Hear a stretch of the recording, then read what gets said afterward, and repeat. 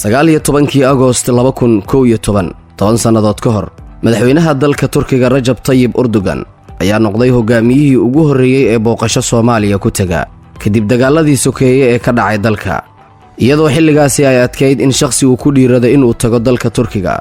shirkadda Go Turkian Study ayaa isku hawshay in magaalada Muqdisho ee caasimadda Soomaaliya ay ka furto xafiisyo ay ugu adeegayso bulshada.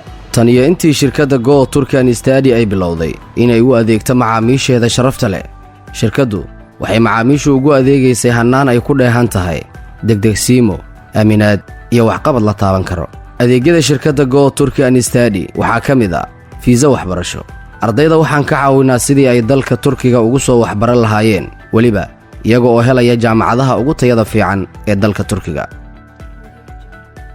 adeegga fiisaha caafimaadka ee dalka Turkiga waxaan ka caawinaa dadka xanuunsan ee u baahan inay isku soo daweeyaan dalka Turkiga.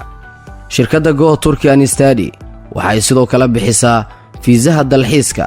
waxaa adeegan ka faa'iideysta dadka jecel inay ku soo qaataan waqti qurux badan dalka Turkiga iyaga oo ku dalxiisaya goobo cajiiba. shirkadda Go Turkian Study waxa ay ka qayb qaadatay tartanka kubadda cagta, taasoo ay u faa'iideysay dhalinyarada inay isdhexgalaan. sidoo kale shirkaddu waxay isla sanadkii taga ee 2021 qabatay tartanka kubadda cagta oo ay u qabatay ardayda wax ka barata dalka Turkiga.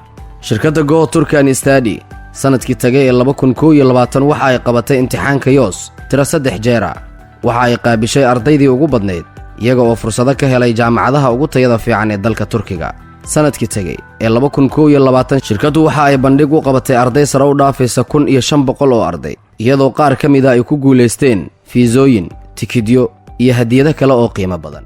shirkaddu waxa ay xafiisyo bulshada loogu adeegaya ka furtay magaalooyinka kale ah Hargeysa, Boorama, Garowe, Boosaaso iyo Nairobi, Kenya. hiigsigeena sanadka 2022 waxaa qayb ka ah Go Turkian Global oo ay soo hoosgali doonaan adeegyo ka baaxad weyn adeegyadii hore ee macaamiisheena aan u qaban jirnay.